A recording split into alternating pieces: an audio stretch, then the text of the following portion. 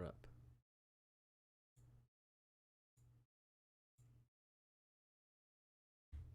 All right. Here we go. Make sure the stream is all set up. I'll be with you guys in just a second. Let's see here. Gotta make sure everything's good.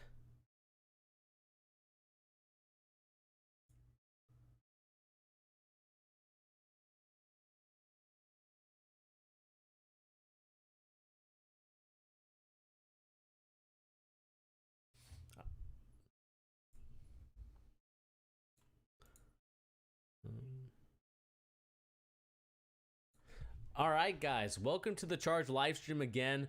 This is your boy Bernie here on the Charge. Like I said, giving you another NBA live stream talking post game of the LA Lakers versus the Denver Nuggets. And this one in the first quarter was looking like it was going to be a very special game. It was looking like it was going to be a battle back and forth. But towards the end, and once the Nuggets got into foul trouble, that's when we saw the Lakers shine, and that's when we saw Anthony Davis, which I told you guys if you watched my last live stream talking about Lakers Nuggets preview, is that it's really going to come down to the big men. I think the big men are going to make the biggest difference when it comes to the Lakers versus the Nuggets, because we know that both of these players in Jokic and in Anthony Davis are extremely phenomenal players, right? They're able to attack, they're able to assist, they're able to rebound, and I think that this is the first time in forever, what it feels like, that we've had a big man battle.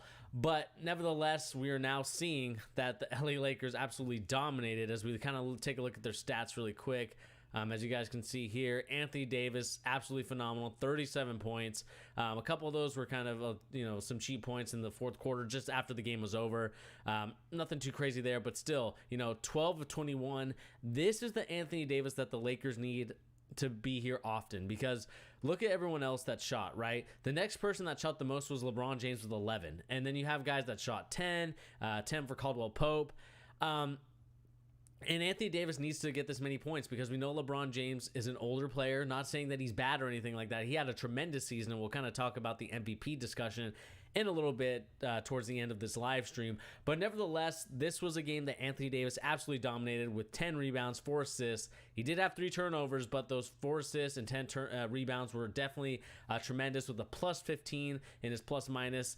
Absolutely phenomenal. Another person to shout out was Danny Green. Even though he did not shoot very well, he was still a plus 20. I got 2 steals, 6 rebounds, 4 defensive rebounds, 2 offensive rebounds, obviously. But nevertheless, this is what I'm seeing here from the LA Lakers. Is that their bench really came to play. Player of the game for me had to be Dwight Howard, with his defensive kind of agitation on Jokic, on basically the whole Nuggets team, because it felt like the Nuggets were out of sync in that second quarter, and I think that's where the Nuggets really lost their game. I know they came back numerous amount of times in the second half, every single time they played when they were down 3-1. But at the same time, I just think that eventually it's going to catch up to you. You can't keep coming back down from 3-1 all the time, right? You have to play games where you're ahead by a lot. You have to play games where it's close and tight. Look at the Miami Heat and how they've been playing. Sorry, I just hit the mic. But nevertheless, I do think that the Nuggets need to change up the game plan, or something needs to happen, because it seems like nobody could get it going. I mean, 34% from three-point land. They shot at 42%. That's a great percentage from three-point land. Field goal percentage, 49 for the Nuggets, 53 for the LA Lakers. And if we kind of look at the foul trouble here, Jokic had 5 fouls. Jamal Murray had 4. And especially when it was the second quarter, those 3 guys were out of the game. And it tremendously affected the Nuggets. I mean, they couldn't get a rhythm going. I think Jokic was flustered. He was frustrated by the lack of no calls. And that's just something that you're going to have to expect from the NBA. I mean, the thing is that Scott Foster, even though I don't like him, he's still a good ref. And I think that he's made more right calls than not. And I think that when we talk about guys like Scott Foster in the terms of reffing, because it felt like the refs kind of put the Nuggets in their place a little bit in terms of really saying like, hey, you guys are the young team. You're going to have to prove yourself. And I think that the Lakers bullied a little bit the Denver Nuggets, who are still a young team. You got young guys in Jokic, who's only like 24, 25. You have Michael Porter Jr., who's just like in his teens, like 18, 19, I believe, maybe even 20. Gary Harris, early 20s. I mean, this is a young Nuggets team. And I think that they're going to realize as the series continues is that they're going to have to make sure that they're the ones that make the first move and the first punch is thrown, rather than the LA Lakers, who are throwing haymakers when it comes to Anthony Davis and LeBron James. You know, from a scoring standpoint, LeBron James didn't really play that well, but from a passing standpoint and from rebounding, he definitely did his part. And that's something that you can't knock. And it's, like I said, we're going to talk about this MVP race because I know a lot of people had questioned whether or not Giannis should have won the MVP. But nevertheless, another thing that you have to look out here for, of course, is Marcus Morris, or I can't remember, is it Markieff or Marcus? Markieff. Okay, we're going to set the record straight. It's Markieff Morris that's on the team. And I think that what we noticed here, guys, is that I just want to make sure this doesn't play. All right, cool. It's on mute. One thing we did notice is that these players, such as Contavious Caldwell-Pope and Marcus Morris, brought the house down with 6 3-pointers combined total. That's going to win you a lot of games when your bench players can hit a numerous amount of threes. Kyle Kuzma, 1 of 2, didn't really play that well. Wasn't really much of an X factor in this game, but definitely a player that we could see be an X factor continuing from here on out. But nevertheless, what I kind of noticed too, and we kind of look at the team stats really quick of each individual team, free throw percentage, the Lakers got about 10 more free throws, rebounding was to the Nuggets. Again, another great, win for them. But at the same time, it wasn't something that was impressive. 23 assists is definitely not going to get it done. Let me look at the turnovers. 16 turnovers, definitely not going to get it done. Points off turnovers didn't really affect them too much. And I think that really when we look at everything here, the fouls were about the same. The largest lead for the Lakers, 27. The largest lead for the Nuggets was 2. And I think this comes down to, like I said, this is the game that the Nuggets officially learned, like, hey, we're in the Western Conference Finals, so we can't let up or do anything there, because if we let up, then we're not going to be doing our job and we're going to be down, 126 to 114. And I think the Nuggets realize this, as Jokic is going to have to learn to not get in the game of agitation with Dwight Howard. That's something that was clear and obvious, and I'm hoping that Jokic learns that because I think this could be a really fun and interesting series. I do have the Lakers winning in 6, just due to the fact that Anthony Davis is a bona fide star, a superstar, I should say. Scoring 37 points. He's proving to us now why he was traded for, why he signed, or no, he did get traded. He got traded for all the LA rookies. Why they traded for him, right? The reason why they traded for him is because they believe in his ability not only to score the rock, but pass the rock and of course, rebound. But scoring is definitely the number one thing they needed, because they weren't going to get it from anybody else. The 37 points, that's not LeBron James's game anymore. And not saying that LeBron James can't do that, but I think the Lakers realized that in order for them to be successful, and realize, like, look at LeBron James when he was in Cleveland, like how he could score as many points as he wanted. It doesn't matter. He still lost.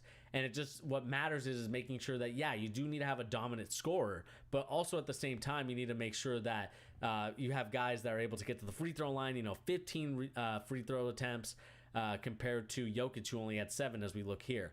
And like I said, Jokic, this is a game where he's going to have to grow up a little bit. I do think he flopped a little bit and realized that, like I said, you can't get into these sort of games with Dwight Howard, with the bench players, the role players, because when you do get into those games, that's what's going to happen. You're going to get into foul trouble. I mean, we saw an early technical foul from Jamal Murray, and I thought that they lost. I really honestly think they lost it in that second quarter, just due to the fact that not only were they out of the game, talking about Jokic and Jamal Murray and Paul Millsap, who was also in foul trouble as well, I think they also lost it because they lost their cool and they lost their composure. And that's what you're definitely going to need. I mean, as a young coach myself, I still need to learn that at times, right? Because I think once you get older, you start to use not like less emotion, but you start not to be as emotional yourself. I'm talking exclusively about myself here. It's something that I'm still learning to do. And I think that, the Nuggets are in the similar situation that I am. It's like you need to learn to control the emotions, because if you let the emotions get the best of you, you're not going to perform at your best. You're going to be performing at probably one of your worst. And we saw Jokic, even though he had 21 points, it still wasn't enough for the for the Nuggets to win their game. And I do think that if we kind of look back at the box score, Rondo played really well today. I think he had 7 or 8 assists. Let me double check really quick. I believe Rondo had 9 assists. Excuse me. He had 9 assists with a plus 13. I do know that Rondo is one of the most controversial players on the squad, just because I know that a lot of Lakers fans hate that the fact that he can't really shoot the three-pointer, even though he made one today. But he's still someone that the Lakers need desperately, right? He's still a good playmaker. I know my friend Brad, who's been on the channel before, make sure and go and check out our other content here on the channel. But my friend Brad, he's going to have learned to realize that Rondo is a really good player, and he's definitely needed on this roster. Something that is really cool to see, of course, is that Jared Dudley gets his Jared Dudley minutes. You know, he got 4 of them. J.R. Smith hitting a three-pointer. That's also a fun thing to see. And it just kind of goes to show you that the Lakers bench today really stepped up compared to the Clippers bench. Even though they got 14 from Michael Porter Jr., most of those points really came towards the end because he was terrible from three-point land today, 3 of 9. Just didn't really do his part. And I think Mason Plumlee or Miles Plumlee, one of the Plumlee twins or brothers, he also did not play very well today. I thought that he could have done a lot better, especially when they go with the 2 big man lineup with Plumlee and Jokic. But that's kind of what we've noticed, right? We've noticed that Jokic is not going to be the guy that scores you like 37, 38 points. He can do that, and just like I said, like it's a similar thing to LeBron James. LeBron James can do that, but in order for the team to win, they really need to step it up. And I thought Jamal Murray kind of played flustered and also played a little bit agitated. I understand like that emotion can go both ways, right? It can carry you to a win, but it can also lose you a game. And we kind of saw the composure lost, and I said the Nuggets lost that game in the second quarter just due to the fact that they really didn't take advantage of opportunities that they had. I thought there were some times where Jamal Murray could have done a better job at, facilitating the rock and getting there. Jeremy Grant also didn't play too well, 3 of 11, definitely going to need to step up there or not take that many shots. Paul Millsap, 2 of 5, he doesn't really take that many. Gary Harris also has to step up there. I mean, Gary Harris didn't really do a good job today as well. 5 points only, 1 of 4. That's kind of unacceptable from your third guy, right? Even Kuzma, who's their third guy, quote unquote, only had 11 points, but he still did a lot better at instances. But still, Gary Harris needs to step up tremendously in order for the Nuggets to win their game. And that's going to be kind of an interesting situation to see, guys. I'm worried that the Nuggets are going to self-implode a little bit if they lose tomorrow. If they lose, I can't remember when they play, either Saturday or Sunday. I think it's Sunday. I feel like if they lose Sunday's game, they might self-implode, and that's not due to the fact that there's any toxic players on the team. It's just due to the fact that they're a young team. Emotions will get the best of you in times like this. I mean, it gets the best of everybody. That's a coach, a player. It doesn't matter. And I'm hoping that Mike Malone kind of emphasizes that point to kind of prove to them and to tell them that, hey, even though we're down right now, 1 game, or let's say, for example, they're down 2 games, we got to hold our composure if we want to win this game, if we want to win this series, I should say. They've been in this situation before, down 3-1. I'm not going to say it's impossible, but I don't recommend going down 3-1 again because, third time's the charm in most cases, but, it also is not the case at times, right? Because when you go down 3-1, there's a chance you could definitely lose. And I think the Lakers have that dog in them that if they see that the Nuggets are down 3-1, they're going to take advantage and they're going to make sure that they attack that opportunity and get them out of the playoffs so they can go to the NBA Finals. And I think that as we continue to monitor the situation with the Nuggets and the Lakers, we're definitely going to be seeing whether or not Dwight Howard will have that same effect that he had, which is the annoyingness, the instigator. Let's see if Dwight Howard will do that a second time. I think that Jokic is going to be a little bit smarter today. I think he's not going to be as, I would say not as flustered and also not as kind of aggressive in terms of trying to attack Dwight Howard in terms of getting a post up. He's going to do a smart job of making sure that he's not doing anything illegal, making sure that when he does post up, he's not going to use his arms. It's something that a lot of big men have to learn, and I think that Jokic, will learn from that. And I do believe that Jokic will do a better job. But what I'm worried about, again, is just the bench and their third player, Gary Harris. Gary Harris, obviously came in hurt. And I don't know whether or not Gary Harris can at least. Gary Harris, I feel like, needs to at least get 18 points. He's a great 3-point shooter at times, and he needs to learn to take those 3-point opportunities when they're there. There's times where it's not there, and it might cost you a little bit, but nevertheless, it's still a situation where he needs to do a better job. He needs to step up, because Jamal Murray, even though he's the guy that gets you like 30 to 35 points, he's going to struggle at times, and it doesn't help that Jeremy Grant went 1 of 6 from 3-point land for 3 of 11. Michael Porter Jr. didn't step up in the normal way that he usually does. And, Paul Millsap only gave you 5 points. He didn't really do that much for you today. 6 rebounds, 1 assist, 1 block, but still didn't really warrant him getting as many minutes as he normally does, right? 21 minutes, not as much. And I think that Jokic could have gotten more minutes as well. 25 compared to Anthony Davis 33 and LeBron James is 31. Let me know in the chat, in the comment section, whenever you watch this video, what do you make of what's going on with the Nuggets and the Lakers right now? What did you think of game 1? I know it's only one game, but do you think that it's over for the Nuggets, or do you think that the Nuggets can come back and win this game? Love to know your guys' thoughts if you're out there. Just, what do the Lakers do? Or sorry, not the Lakers. What do the Nuggets do? Because if Gary Harris, I think Gary Harris is kind of the story here for me. I know that Jokic and Murray were in foul trouble, but Gary Harris with only 5 points didn't really do much to affect the game with a minus 14 plus minus. It's just not going to get the job done. And I'm hoping at some point we see that the Nuggets try and take a chance on one of these other guys. I would love them for them to take a chance on Bol Bol. I would love Bol Bol to get in a little bit more. I know that Bol Bol isn't necessarily the strongest guy, but I think that he has some unique abilities to at least try and contend with Anthony Davis, and that might be me trying to champion for Bol Bol to get more minutes. I know that his role is very limited because they see him as a future long-term project. But why not get him a little bit more minutes? Miles Plumlee did it. Like I said, he did okay, but I thought he could have done a better job.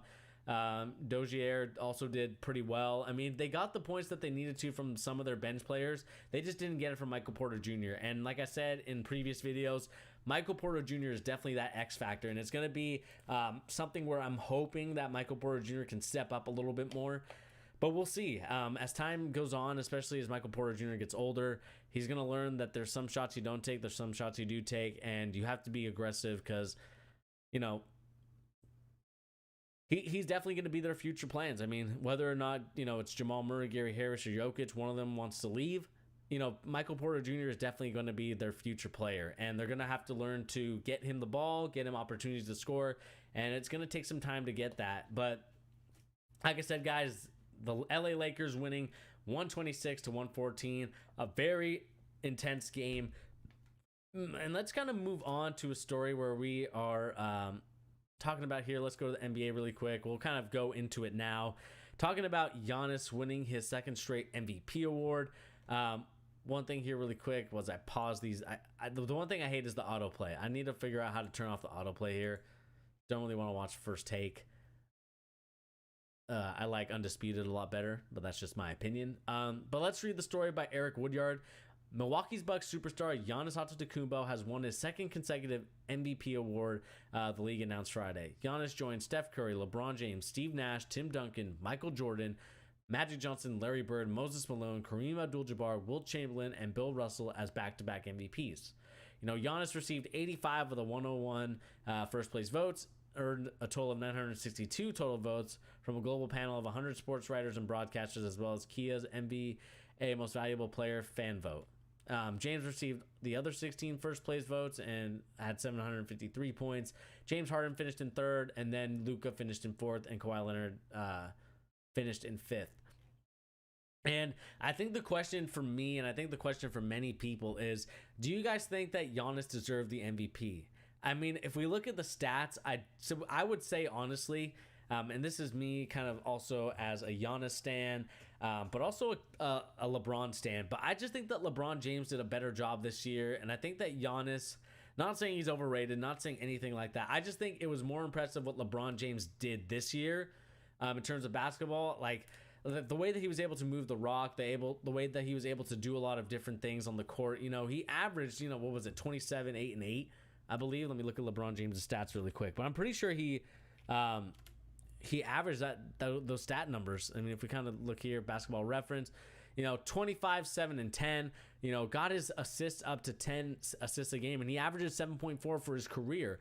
So you can't tell me that LeBron James did not deserve it. I mean, if we kind of go to Giannis' stats, I know that Giannis was also, as I spell it wrong,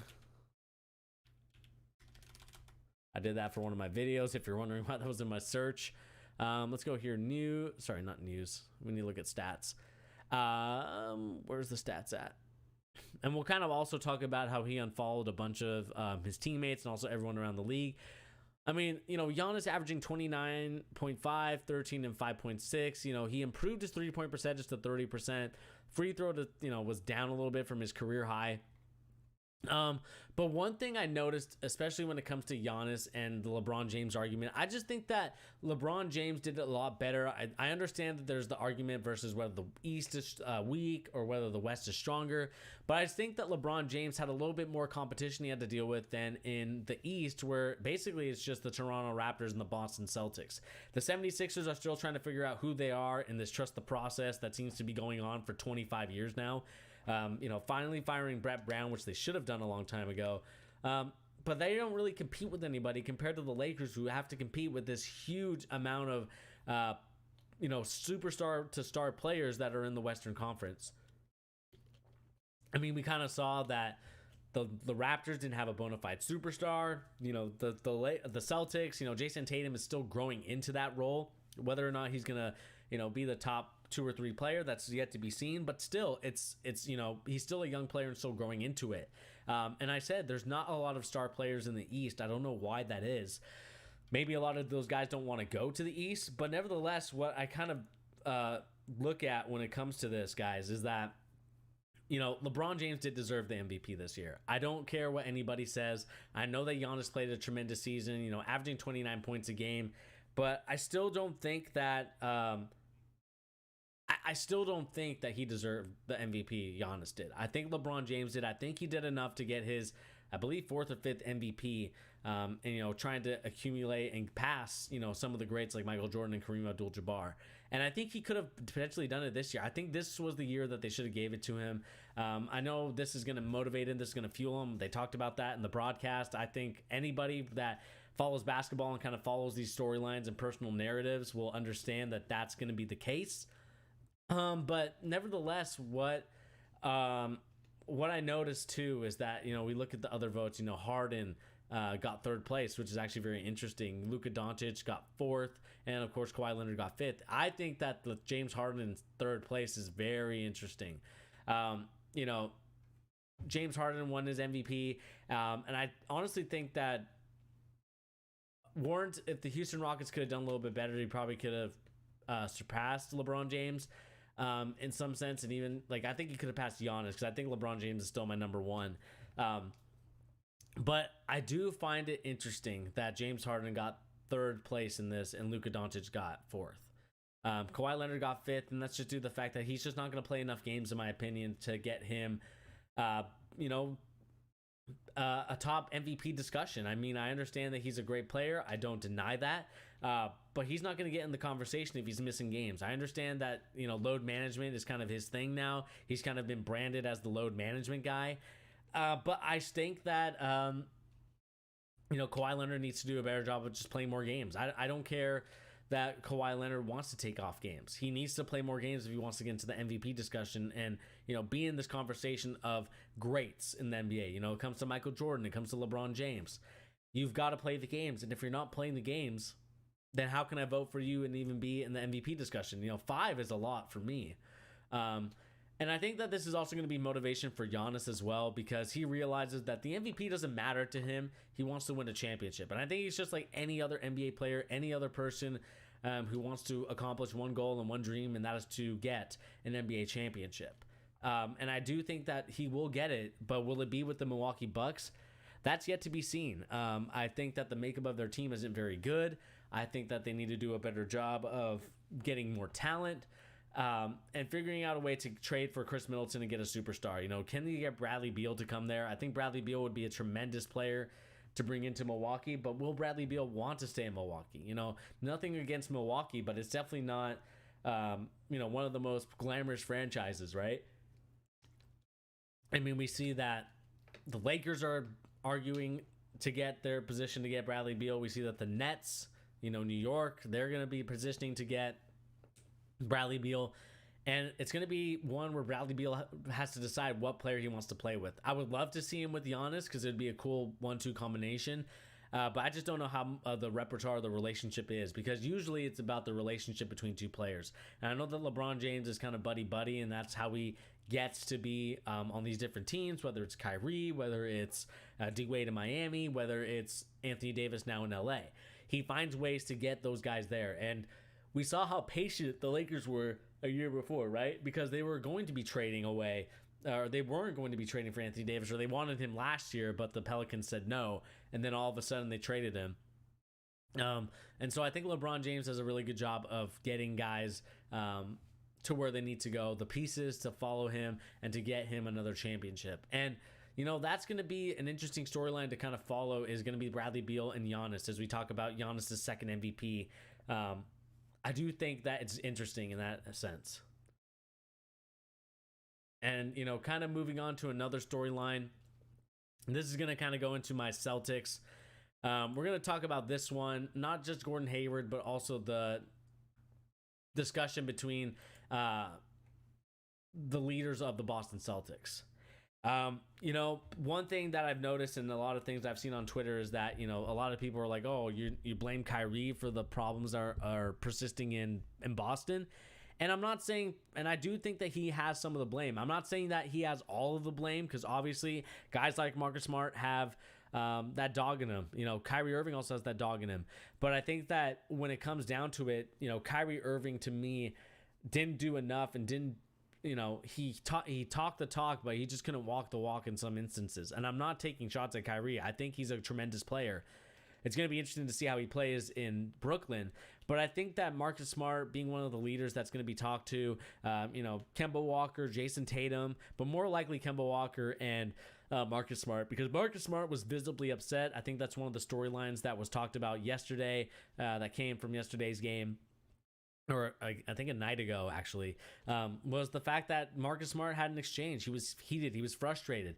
And I think that's normal for any team to have that frustration, especially when you're close twice now.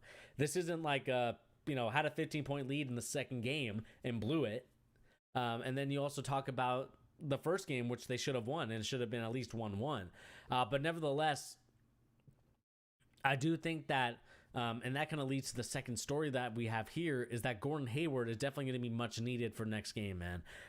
One thing that Gordon Hayward does is that he takes away shots from guys like Kemba, takes away shots away from Jason Tatum. And not saying that take him away in a bad way, but making sure that it's well distributed, well balanced, and Jason Tatum has to take, you know, the smarter shots, has to take, you know, looks that are good. Because right now, Jason Tatum is taking some fadeaways like he's Kobe Bryant, RIP Kobe, Black Mamba, taking fadeaways like he's the Black Mamba in his prime. It's like, Jason Tatum, I understand that that's the player you want to imitate and that's the player that you want to be, but at times, you know, you're not Kobe, okay? And I think that there is some shots that you need to, you know, shot selection that really frustrates your coach, but maybe that he doesn't want to say it publicly. But I do think that he needs to take the smarter shots. I understand where he's coming from. You know, he's coming from I have to carry the team on my back because I'm expected to, because I'm the superstar. But there's times where you need to pass the ball up, man. And I think that that's where I'm kind of noticing with Jason Tatum, is he needs to do a better job of passing the ball. And that's what's going to be an interesting situation to see in Game 3, which is going to be tomorrow, Saturday. If they lose this game, then I think it's over. I understand that you never say never, but I think if the Miami Heat are able to win this game tomorrow, I think it's officially over for the Boston Celtics. And that pains me to say as a Boston Celtics fan, and it makes me question right now, do the Celtics make a trade for a superstar? Whether that's James Harden, who I'm hearing rumors about. I know that apparently there was a huge heated debate somewhere in Houston. Two guys from the ESPN Houston department were absolutely frustrated and yelled at each other, called each other the B word, had to step off. The editor had to, shut the stream off. But I think the Celtics need to do that. And it's not because I think that the Celtics need a superstar to win. I think that the problem is who's going to be the guy that carries us to the next level. Jason Tatum can only take us so far. Daniel Theis, I love him, but at the same time, he's only going to take us so far as a center. I would love to see them have gone for Anthony Davis back then. We're kind of glad it didn't happen, just due to the fact that I think that it would have definitely disrupted the team. Not because Anthony Davis couldn't fit, but I think Brad Stevens, and this has kind of been documented a little bit, and kind of documented from last year, is that when he has superstar players, he doesn't really do well with them. I think that he's one of those coaches that takes guys that are either borderline star or borderline superstar or star players, and kind of the role guys, and gives them a position to where they can really take advantage. They can start being confident in themselves, and I think that's where Brad Stevens shines compared to guys like Frank Vogel. Steve Nash is now going to be taking the Brooklyn Nets job. That's what's going to be very interesting to me. Is this oven bake process, which I call the Boston Celtics, is it officially over? I do think that it's right now they're cooking, and time is about to expire. And if they go over the time limit, then I think that they kind of miss the opportunity and window to be an NBA championship team. Not saying it's got to be in the next 2 to 3 years, but they're going to miss a great window of opportunity, because right now the East is really weak. Other than Giannis, but Giannis could move out. He could move to a different team. The 76ers are in shambles. The Toronto Raptors don't have a star yet. I do think that this is the Boston Celtics opportunity to get there, because you see teams like the Miami Heat, although they don't have a superstar, you're seeing some great play and some great stuff from Tyler Hero, from Goran Dragic, from Bam Adebayo, from Jimmy Butler. And I think that if we don't see any improvement, honestly, from the Boston Celtics, I could see Danny Ainge trying to make a big trade. What are you going to trade for? I don't know. It would be fun to see, what players would be available, who wants to be traded, because like I said, I do think that we need a big man. And I'm not saying that as like he needs to be back to the center and, post up like 1940s, 1950s. He doesn't need to do that. But what I do need is a Jokic. I would love Jokic on the Celtics. I think Jokic and the Celtics would be a tremendous team. I would love for Jokic to be on the Celtics. If I can somehow make that happen, I would try and make that happen. Because I do like Jokic, and I think Jokic is a great player. Obviously, still a young guy. Or maybe even, I would love if Karl Anthony Towns would have a little more dog in him when it comes to defense, because I would love to trade for him too. I would love to get guys like Cat. But I do think that maybe Cat might make a move somewhere else. Who knows where he's going to go. Joel Embiid on the trade table.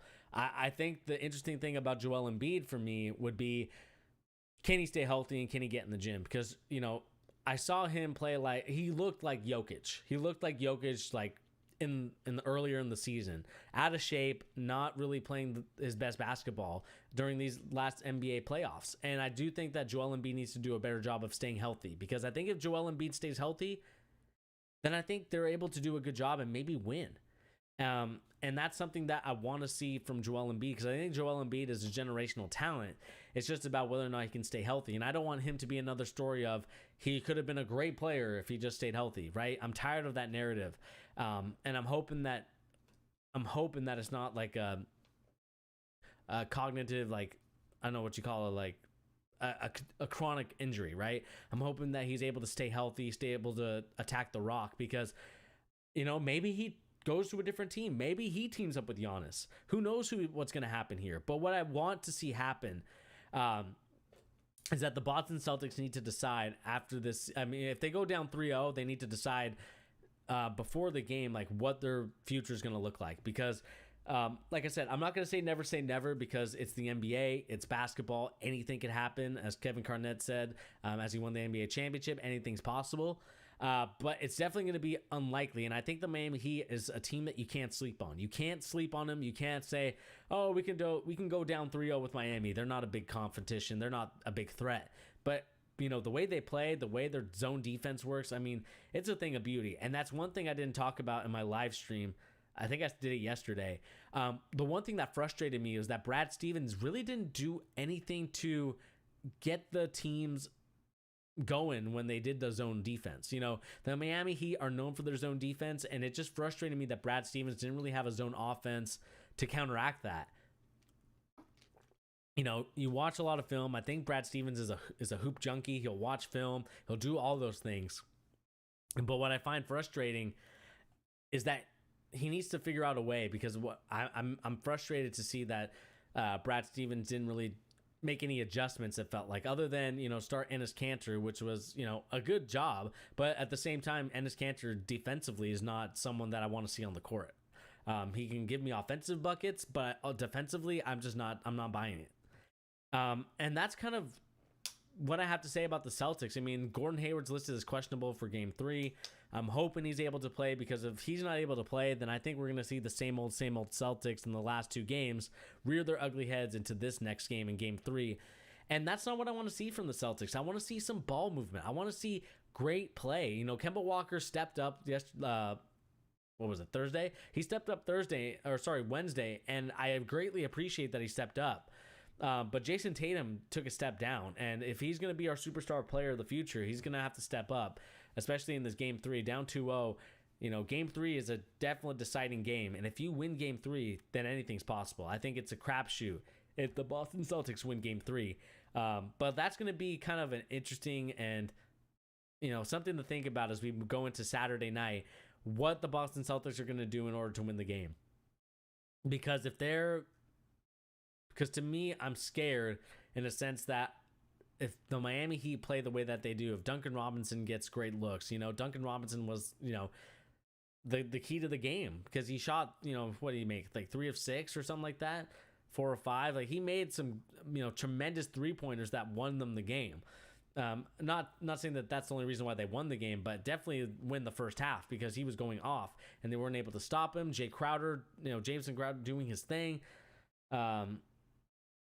And of course, Jimmy Butler didn't really play very well. Bam Adebayo, and both of them had a bad first half, and then they came back in the second half and did tremendous. And Tyler Hero always doing his thing, playing cool, calm, and collected under pressure. One of my favorite rookies to watch in this league, and I thought that he kind of got snubbed. I thought he should have been like at least an all first rookie team, in my opinion. But he got hurt a lot, so I can't blame the committee for selecting him there. But I do think that it's interesting that, the Miami Heat right now are up 2-0. Not interesting in the fact that it's surprising, but due to the fact that Eric Spoelstra is finally getting his credit, and the players that seemed like it was a misfit toy combination were able to do their job and able to win their games. And, they're up 2-0 against my Boston Celtics. I can't be mad at that, because they play together, they play hard, and at times the Celtics kind of implode. And Brad Stevens, like I talked about last year, when they were on the plane with Kyrie Irving, frustrated and all this other stuff, Brad Stevens needs to take control of the team, because it seems like from last year to now this year that Brad Stevens doesn't really have that control on the team that I thought he did. And I thought that if Brad Stevens is going to be the coach that I know he is, offensive genius, someone that can, get himself out of pickles, half-court defensive or half-court offensive play sets, absolutely run to perfection, taking some stuff from him for my coaching experience. I mean, if he's not able to do that for me, then Brad Stevens we need to rethink Brad Stevens, honestly. And that's not due to the fact that I don't think he can coach. I think it's due to the fact that if he can't player manage, which is definitely going to be a huge part of the game, this isn't college, this isn't high school where, you're lucky to be on the team. You're dealing with people that deserve to be on the team, that people that are there for a reason. And if you can't coaching is also about managing egos as well, especially in the NBA and especially in D1 basketball. It's about managing egos, and it kind of trickles down to high school and also to the lower college divisions, but especially in the NBA. You have to manage the egos, like we talked about with Kyrie Irving last year, guys like Marcus Smart this year. you're going to have to learn to manage them in terms of the egos, right? Because they're going to say like, hey, you know, Jason Tatum's taking these wild shots. Meanwhile, you have guys open in the corner ready to, you know, shoot the ball. But instead, you know, Jason Tatum's taking and hucking a fadeaway back, you know, 100-degree angle, the way that my chair can go all the way back. That's the type of fadeaway jumper he's taking. And, you know, that's not going to win you games. It's not. And so Brad Stevens needs to take control and learn like, hey, and that I think that's the reason why they had the meeting, is because they're tired of it. That Brad Stevens is like, hey, you know, what's going on? You know, I know Marcus Smart's frustrated, but we need to stay together. We need to stay one, because if we're not together, if we're not one, then we're doomed. We're doomed to not win this series. And, you know, to be honest, if the Boston Celtics lose, it would be a very fun series between the Miami Heat and the LA Lakers. It would be fun to see LeBron James go against his old team, because right now the Celtics aren't playing like a championship winning team. Right now they're playing like a young team. They're playing like their age right now, and that's something I don't want to see, especially from guys like Jason Tatum and Marcus Smart, who Marcus Smart has been, who should be in the most improved category in my opinion at some point, because, you know, he really did a great job of hitting those three-pointers in the first two games. Obviously, the second game, not so much, but the first game, tremendous three-point shots. And I'm hoping that we can see an improvement there in terms of being able to share the rock, not get into each other's faces, but that's the way it is. And then I think that's really it in terms of NBA news that I wanted to talk about.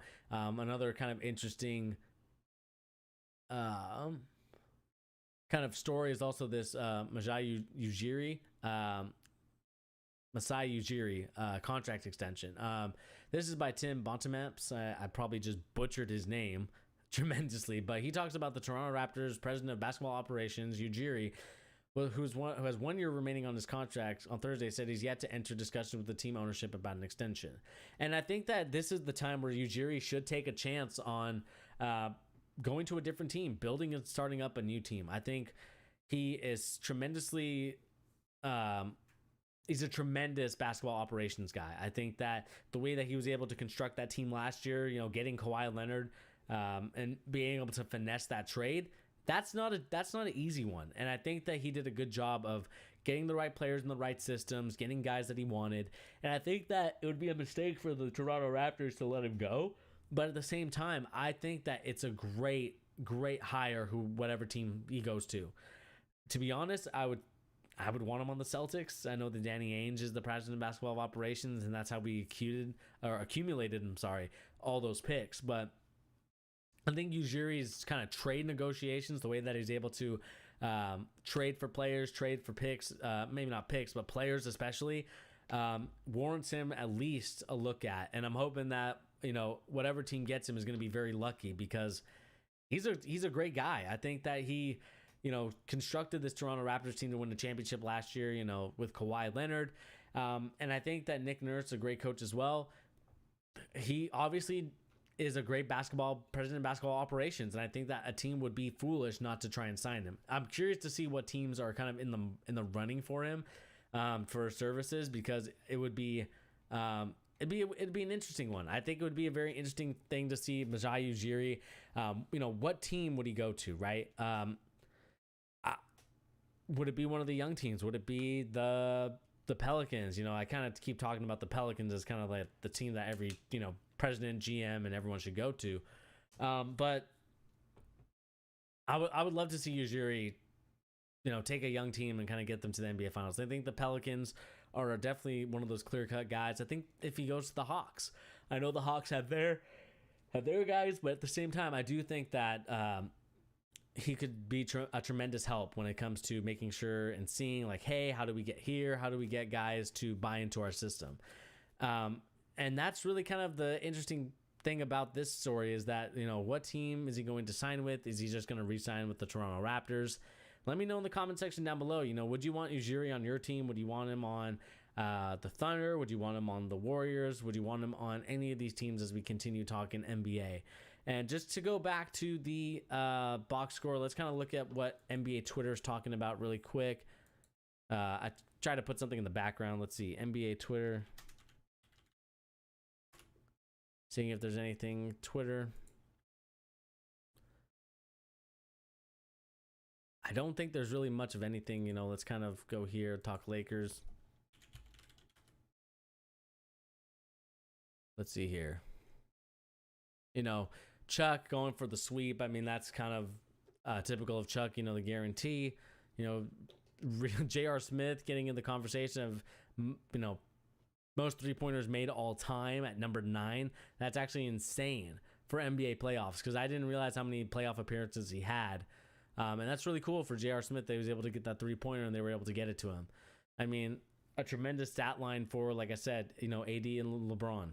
Not saying that LeBron had the best game, but still AD had 37. And like I told you guys before, and I said it earlier in the stream, it's going to be a battle of the bigs. It's going to be a battle of which big is going to dominate the game. And it looks like Anthony Davis is dominating the game so far. And it's not about the 21 points for Joker. It's about getting in foul trouble and not having the assists. I mean, if we go back to here really quick and kind of look at the assist numbers for Jokic, it definitely didn't warrant him,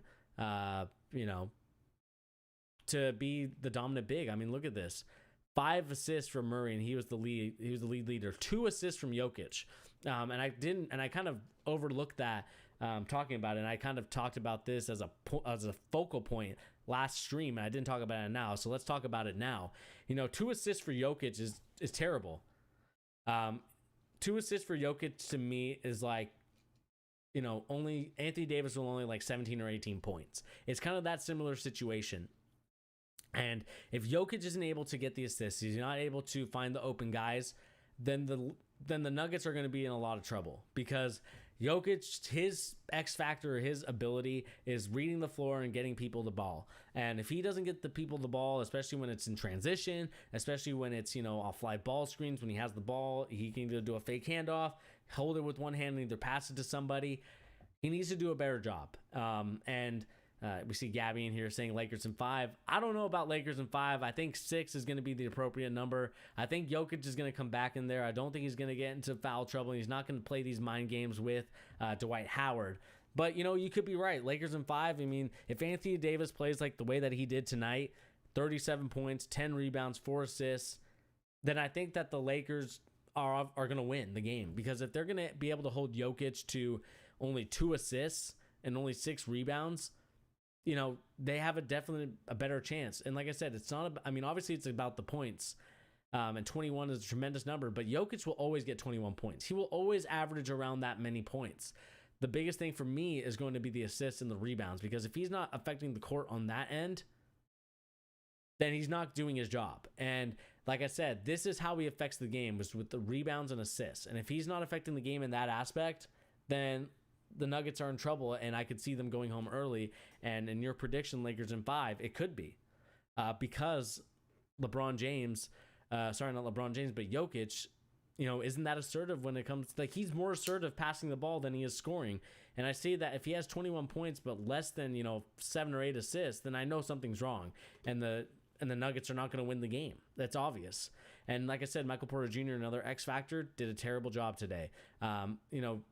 Most of these points and these free throws came towards the end when it was crunch time. Didn't really matter. Not crunch time, garbage time.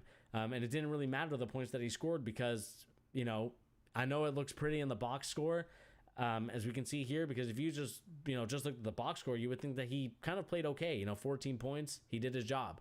But obviously, if you watch the whole game, you saw that Michael Porter Jr. definitely did not do the job, and definitely needs to do a better job of making sure that he's able to make buckets and attack the paint, because the 2 turnovers are also not going to be helpful as well. Jokic had 4 turnovers today. When you have a 2 to 4 turnover ratio, you're going to lose the game every time.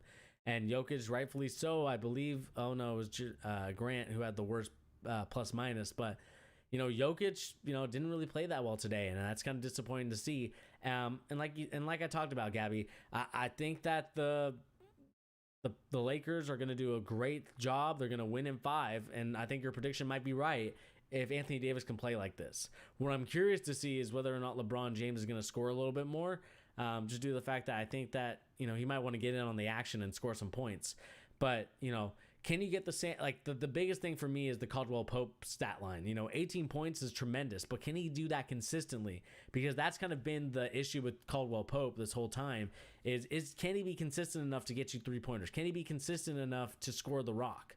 Because if he's not getting you those 3-point shots, three-pointers, let me say that fast 5 times, then I don't see I think the Lakers could struggle.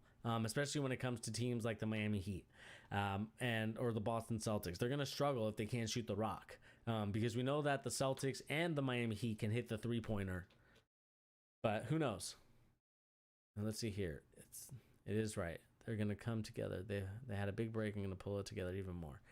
I mean, I do believe that the Lakers did come together. It was that situation during the beginning of the bubble where there was camaraderie going on. It just felt like there wasn't that togetherness at the beginning. But we're seeing the togetherness now. They're actually hitting their shots. And 42% from the 3-point land will win you games. I mean, it's no ifs, ands, or buts about it. Hitting 11, they shot about the same amount of threes. Obviously, the Lakers made 2 more than them. But it really came down to, the foul trouble for me and also just the 3-point shot and also the foul trouble. I think the foul trouble was the biggest one for me because when Jokic isn't in there, when Jamal Murray's not in there, when Paul Millsap is not getting you at least 25 points or 25 minutes, I should say, then they're going to be in trouble. And that's just the way it is, I guess. I mean, we'll see what happens in game 2. I believe this is going to, like I said, it's going to be played Sunday, I believe. But we'll see. I'm curious to know what you guys think in the comment section down below, what the score of Sunday's game is going to be. I believe it's Sunday. Let's check the score. 19th. So the 20th. Let me know in the comment section down below. Who do you guys think is going to win that game? Is it going to be the LA Lakers or is it going to be the Denver Nuggets? And just kind of quickly before we head out of here, we got about 9 minutes and I'm going to dip out of here. We got Dodgers. Shout out the LA Dodgers. I'm a converted Dodgers fan from Mariners. Even though the Mariners are looking pretty good right now, but that's just baseball talk. That's for a different channel, for a different time. But nevertheless, Rondo played really well. I mean, look at this. They're celebrating right now. Lakers Empire is just absolutely celebrating. Rondo going top 10, passing Michael Jordan for assists.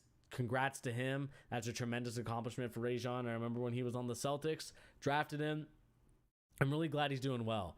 I don't really care that he's on the Lakers. It is what it is, but congrats to Rondo, man. Top 10 and assists is tremendous, and this little scoop shot from Rondo was absolutely ridiculous. We see Kuzma's getting in on the action, and this is kind of just going to be Lakers filled. I mean, nothing really. I mean, we see Bol trending. Let's see what people are saying about Bol. Oh, get out of here. If the Nuggets want to beat the Lakers, they got to get Bol out there. Guy is a walking glitch. Kind of some Western Conference, looking at Bol, highlight stats and kind of that stuff. Jared Dudley guarding Bol. I do think that Bol should get a little bit more minutes. Like, even if it's like the 4 to 5 minutes that he got tonight, but in impactful minutes, I would love to see Mike Malone play around with that a little bit. Give a different look to Anthony Davis. They don't have the scouting report on Bol yet. I know Bol is very limited because he's going to be a project, and I think he's going to be a good player in this league if he can stay healthy. Because I know he got injured in college. I was actually at the camp that he was there at, but he got hurt during that season. But if Bol can play the way that he does, I don't see any person stopping Bol. Obviously in the future, of course. Right now, still a young player, still growing. And then it's just kind of crazy. Look at this. When you realize that Bol has more playing minutes in the Western Conference Finals than the entire Clippers franchise. Oh, man. These Bol ones, man. Look at this. It's Bol time. Everyone uses the Pepe Frog meme. But yeah, I mean, one thing that's cool is that Bol is finally getting some minutes. But, it really came down to, like I said, Dwight Howard had 13 points. Big contributing factor in that one.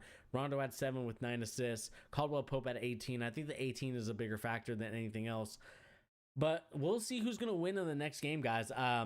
I'm kind of curious to see whether or not the Nuggets are going to step up. Are they going to be able to overcome this frustration? I know that Jokic is going to definitely do a lot better job, but well, who knows what's going to happen as we continue moving forward from here on out. Anthony Davis set his mind on the bigger picture. The Lakers deserve to celebrate a little bit, right? Only because they've been criticized so much this season when it came down to the bubble, especially at the beginning. They were like, oh, what's wrong with the Lakers? They look like they're going to struggle a little bit. They could be eliminated. The Blazers, they're a tough competition. And, the Lakers handled them easily. I know it was a tough series. And, you can never, disrespect the Blazers for what they do because of Damian Lillard and CJ McCollum. But nevertheless, the Lakers are just fine. And I think that that's something that people overlooked. I know that people wanted to put the Clippers and have them win the championship, and I was this close to doing it. But I do believe that the LA Lakers just have that team. And I think Shannon Sharp said it best, and, kind of watching Undisputed a couple days ago, is that the Clippers had a team built for beating the Lakers. They didn't have a team built for beating everybody else. And I think the Lakers was such a focus set for not only the players, but also the coaches as well, as to beat the Lakers and kind of own LA as they beat the Lakers in the Western Conference Finals. That was their goal. But obviously they forgot that they needed to play the rest of the games. And they struggled a little bit. They were up 3-1 to the Denver Nuggets, and then they ended up blowing that lead. And I think that the Nuggets, they proved it obviously by getting to the Western Conference Finals that you shouldn't take them lightly. And I think that, LeBron James and Anthony Davis, Dwight Howard, the whole team, Frank Vogel, Jason Kidd, I can't remember. Let me look it up. I want to shout him out because he's probably one of my favorite coaches. And 94 feet again. I'm trying to remember this guy, the coach. Philip Handy, as one of the top assistants, I feel like, in the league, man. He's a tremendous coach, and kind of watching his content, but also watching him coach on the court, he's a good guy. And I think that the Lakers are lucky to have him, and I think that he's kind of one of the biggest reasons why they're doing so well. I think that, we kind of saw him stand up a little bit, especially on the offensive end, and kind of direct the stuff while Frank Vogel was sitting down. So that's got to say something to you that Phil Handy, let me make sure I say his name right. Phil Handy was standing up and kind of giving instructions to the team, because not every coach is allowed to do that, right? Only the head coach is really allowed to stand up, unless, you have the assistant coach kind of squat sitting, trying to yell at the guys like, hey, over there, or like, hey, we're going to run this play. But Philip Handy I see him as a tremendous coach, and I would love to see him have an opportunity to, all right, Ben, rude. But I would love to see Phil Handy have an opportunity to coach in this league, whether or not it's with a young up-and-coming team or whether it's with a rebuilding project. I would love to see him in that opportunity to get there, man, because I think that Phil Handy has the ability and the coaching acumen to do it. And just that's really it, guys. I mean, not really much to go here. Let's kind of recap what we talked about today for this live stream. Obviously, we talked about the Denver Nuggets and the LA Lakers and what was going on here. The LA Lakers absolutely destroyed them, bullied them. We saw, Jamal Murray and Jokic get bullied, not only by the LA Lakers, but also by the refs. And we saw that LeBron James, Anthony Davis in the battle of the bigs. Anthony Davis won the first battle. And that's the cool thing to see here. Anthony Davis got 37 points. Like I said, 10 rebounds, 4 assists. Meanwhile, Jokic only ended up with 21 points, 2 assists, and I believe 6 boards. And Jamal Murray going to his stat line, 21 points, 5 assists, 1 rebound. Definitely not good. And obviously the big story here for me is the Gary Harris talk. 5 points, 1 of 4 from three-point land, 2 of 7 from 3. And that's kind of the biggest thing for me, is that how do the Nuggets respond for Sunday's game? And that's going to be a talking point from here on out. Like, what is the change here? The one thing, of course, is going to be not getting into the mind games of Dwight Howard and the rest of the Lakers, because I know that they're trying to get him and agitate him. They saw what Pat Beverly did to Jokic, and I think that they're trying to implement that into their game plan. And I think that Jokic has to be a lot smarter in that sense to realize, hey, they're trying to bait me into fouls. They're trying to bait me into saying something or throwing something or doing something. So, doing do yourself a service and make sure that you don't fall for that. And that's going to be a storyline that we're going to continue to follow from here on out, is how do the Nuggets respond in game 2? And of course, going to this Lakers stat line, LeBron James with 15 points, 12 assists, 6 rebounds. And that's something very interesting to me, other than talking about LeBron James's MVP discussion, is that we didn't really, LeBron James wasn't the biggest thing, and that wasn't the biggest talking point when it came to today's game. It was really Anthony Davis. And when they traded for Anthony Davis, that was the reason why they brought him in, is because he was going to be the number one guy.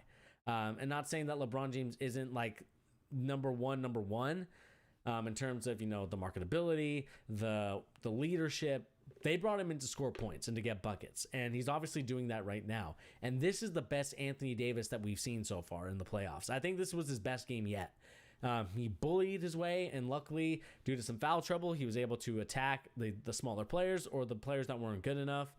And it just kind of goes to show you that Anthony Davis needs to play like this all the time in order for the Lakers to win. And I'm hoping, and my prayer is that he actually does play like this all the time, because that's how you know that the LA Lakers are going to win games, is when Anthony Davis plays like this, gets 37 points a game, gets 10 rebounds, and gets 4 assists. Doesn't need to get, all the assists in one night, but he definitely plays a lot better when he's going for 37 rather than 17. And meanwhile, LeBron James is,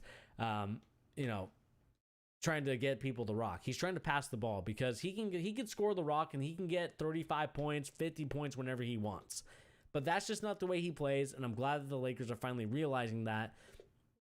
And we're seeing that, JaVale McGee did nothing in today's game, even though he was kind of the mic'd up player of the game.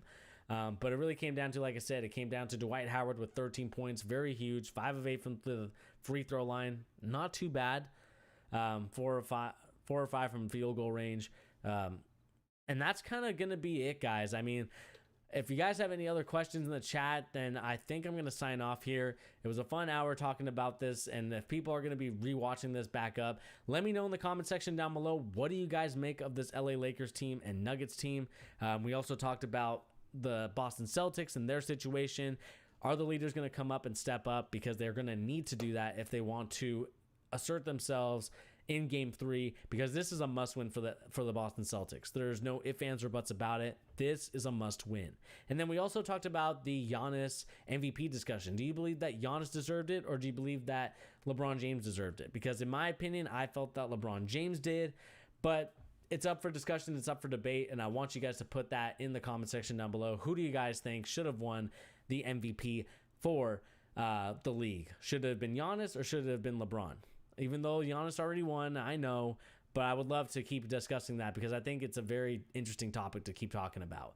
And other than that, guys, that's really going to be it here on The Charge. We also talked about a little bit about Masai Ujiri, what is going on with him.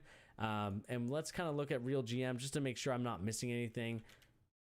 I don't think I am, but we could kind of look on the GM talk and see what's going on here. Giannis sees himself with the Bucks as long as everybody's fighting for the same thing. That's an interesting storyline, and that's an interesting phrasing that he just said there. If everybody is fighting for the same thing, so that tells me that there's some players on the Bucks that probably weren't doing their job or trying to fight for a playoff spot. They were just kind of enjoying the moment. And it looked like Jaylen Brown and Marcus Smart, we kind of talked about this already. OG Anunoby signs with Clutch Sports, another Clutch Sports member. I'm glad that Rich Paul and Clutch Sports are doing a tremendous job of attracting talent to join their agency. And Rich Paul, who didn't have a degree, who didn't really have much and was not in the game besides LeBron James. LeBron James gave him the opportunity to excel, and he definitely excelled, as we see that more players are signing with him. Vince Carter joins ESPN as an analyst for NBA and college. And let's kind of go here really quick. I'd love to kind of look at this. The future of Giannis Antetokounmpo is one of the most pressing issues in the offseason as he becomes eligible for Supermax contract before potentially becoming a free agent in 2021. As long as everybody fights for the same thing, which is a championship, I don't see why it would not be Milwaukee for the next 15 years. Antetokounmpo told Ernie Johnson on TV after accepting the trophy. Antetokounmpo had a 3-hour meeting with Mark last week. I believe that's the owner Obviously, I would like to keep the conversation I had with the ownership and my coach and the general manager private, but at the end of the day, every team has got to improve. It's simple. You got to do better than what you were last year, and if you did not win the whole thing, you got to do better. If you win the whole thing, you got to do better and do it again. So for now, our team has got to get better, and I think we have a great talent. As long as we improve individually, as a team, we're going to be in a good spot. He also talked about leaving the meeting encouraged and was happy that we discussed for now. We're on the same page. So it looks like the owner is happy and the owner is in kind of the same boat. But at the same time, you know, I would love for them to trade Chris Middleton. I know that Chris Middleton was an all-star this year, but I think that he either needs to be the third guy or they're going to need to sign Bradley Beal. But that's going to be a tough one to do because you're going to have to trade for him. What pieces are you going to trade for? I don't know. You could trade for picks. Who knows what you could trade for him? But I do think that when it comes to it, I do think that Giannis is going to be looking, I believe, for a new team. I think that the Miami Heat, if they win the championship, they're probably not going to. But if Miami Heat, if they want to kind of move on to the next level, I think that Giannis is going to be a tremendous help for him. Because if you're able to keep guys like Tyler Hero, and maybe you just wait until Giannis is a free agent next year, not this coming year, but next year, then I think you could see a situation where Giannis could end up joining the Heat, signing, doesn't really care about the money, and all those guys are on the same page of winning a championship. And so I would love to see Giannis with guys like Tyler Hero, guys like Goran Dragic. I know that Jimmy Butler's on there as well. It'd be fun to have him there. And the question is, who do you leave out of that Miami Heat team? Because, you know, that team gels right now so well. So I'm curious to see what's going to go on with that situation. And we have another person in the chat, Melanie. She talks about LeBron has had his time. Let someone who's carrying a team solo without an AD type of second star win. His game and team record proved that Giannis deserved it. And while I do agree with you that Giannis did deserve it, I think that LeBron James also deserved it as well. I'm not, going to criticize Giannis for what conference he plays in, but I think there's a lot more stars and competition out in the East, or in the West, sorry.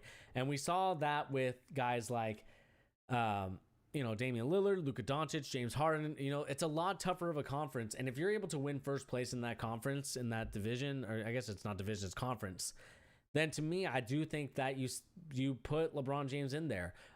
It's about the competition you play. I understand it's about stats. It's about team wins, win shares, PER. I understand that all those stuff factor into who wins the MVP.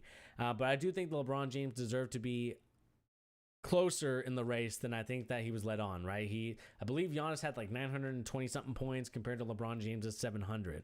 And I do think that if Giannis wants to win a championship, if Giannis wants to, I think that LeBron James should have gotten it. I was kind of going on a weird tangent there, but I do think that LeBron James deserved it this year. I know that this is going to be a LeBron fanboy page, I guess you could call it, but I do think that he deserved it. I mean, we saw the competition he played against. He had averaged more assists than he has in his whole entire career, and I do think that he's going to carry his team to an NBA Finals appearance and also an NBA Finals ring, along with Anthony Davis obviously being the one that's scoring the rock, but obviously LeBron James being there as well. And I do think that we're going to be seeing a very interesting situation going on here in the NBA. Can the Lakers win the championship? That's going to be my number one question. And my second question is, can the Boston Celtics recover from being down 2-0?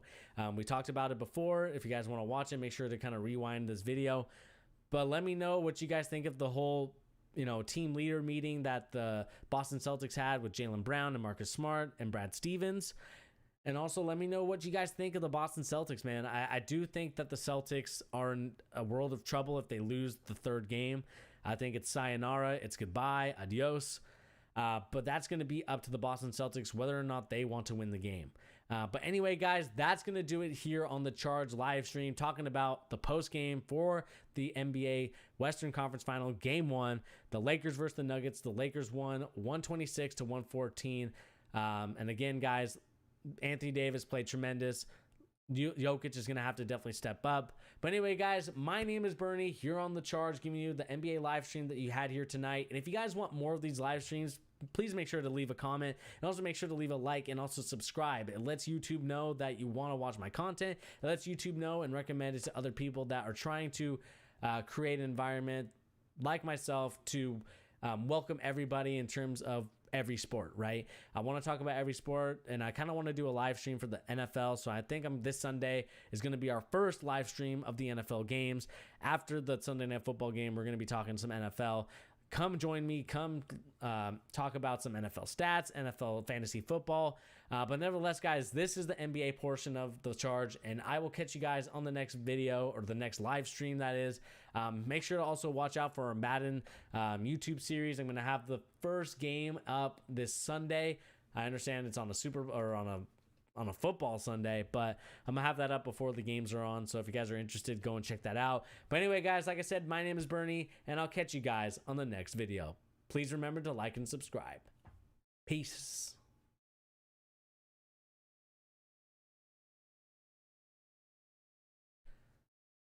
Hopefully that ending came well. But anyway, guys, I'll catch you guys. See ya.